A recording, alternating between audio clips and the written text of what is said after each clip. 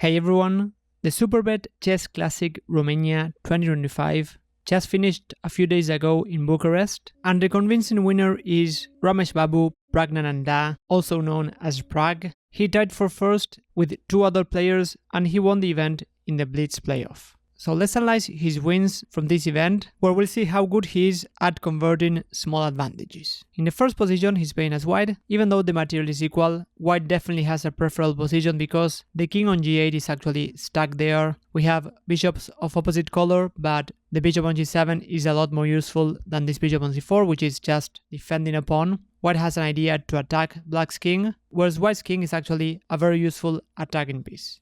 With that in mind here, white has an idea to bring the king forward. Before that he played g4, and after rook to e8, the rook has to stay on the 8th rank, otherwise rook to b8 is going to be a checkmate. And after king to g3, bishop to e2 and f4, rook to a8, king to h4, black simply has to wait, whereas white is slowly but surely improving his position. And after rook to c8, king to g5, bishop to e3, bishop to e5, black is still waiting, bishop to d6, white is rerouting the bishop to go for the main idea, which is f5, planning to open more lines against the king at the right moment. Here black continued waiting with the move rook to c8. If black takes on f5, white's idea is to take with the g-pawn, and now the f file is opened, so white can maneuver to bring a rook to the g file. For example, after rook to c8, bishop to b4, bishop to d5 and rook to d7, bishop to c4 and rook to d1, the rook is ready to come to the g file and attack black's king after white moves the king on g5. So after f5, black went rook to c8. White is not rushing because black doesn't have any plan here. Bishop to e5, and after rook to e8, rook to d7, rook to c8, and bishop to f6. In this position, black took on f5 because now there's an idea for white to take on g6. For example, after white plays something like rook to e8, white plans to take on g6. If black takes with the f-pawn, then rook to g7 is going to be deadly, giving a check, and then going after the h7 pawn. Or if black takes with the h-pawn, there's another very nice idea here, which is to go h7, sacrificing the h-pawn, but opening the h-file. So now white can go rook to d1, and then rook to h1 and rook to h8 is going to be a checkmate. So black took on f5, not seeing a better option, but now g takes is going to open the h-file. So the game is pretty much over. After king to f8, rook to b7, rook to a8, bishop to e7, black decided to go to e7. If the king goes to g8, then white has the idea to bring the rook to the g file, and after king to e8, bishop to b4, now white has another plan, which is to go after the h-pawn with king to f6 and king to g7. That's why black tried rook to a6, but after rook to b8, king to d7 and rook to h8, white is going to collect this very important pawn on h7 because the h6 pawn is going to be a deadly pass pawn. So not waiting to suffer any longer, black decided to resign in this position.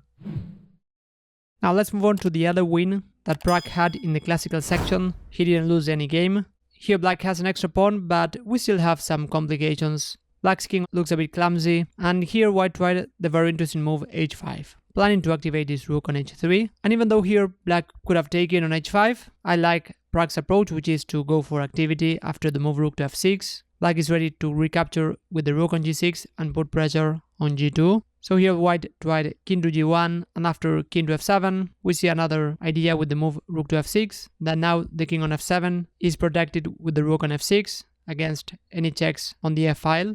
And here white took, and after rook takes, eyeing g2, here white went g3, which is limiting the rook on h3. It was a better try to go rook to f3, because after g3, the d-pawn can also advance. And here Pragg was up to the task. He was very accurate when having advantages, and this is a very good example of that. After queen to d2, rook to g4, a5, rook to e4, Pragg doesn't care about the pawn h7. He just wants to push the d-pawn as soon as possible. After king to g8, rook to h4, rook to e2, queen to c3 and d2, planning to promote rook to d1, rook to f8 brings the least active piece. Now rook to f3 is an idea. White's position is actually quite desperate. After rook to h2, this also allows queen to e4, planning rook to e1, and after rook to f1, rook to f3, queen to c5 and rook to e1. Here white decided to resign because the d-pawn is going to be unstoppable.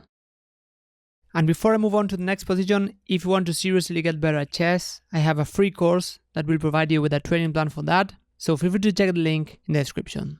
And last position, it was the decisive game in a blitz playoff. The winner of this game wins the tournament, and in this position, which might look fairly equal, again Pragg put some pressure on his opponent until they collapse. So here he went for the move rook to d4, not only defending the pawn on c4 but also planning to give a check and attack the king. So white has a slight advantage based on black's king on g7 being a bit weaker. Although black could hold with correct play, this is a tough position to defend. h5 prevents rook to g4, and after king to g2, here black went for a5, which looks like a very natural move, but not a good move. It was better to try to simplify the position with the move rook to e2. The point is that after queen takes, black takes on d4, because after a5, rook to f4 is actually quite annoying, attacking the queen and putting pressure on f7. If the queen goes to e7, which was the relatively best move, queen to e5 will give a check and pick up the pawn on h5.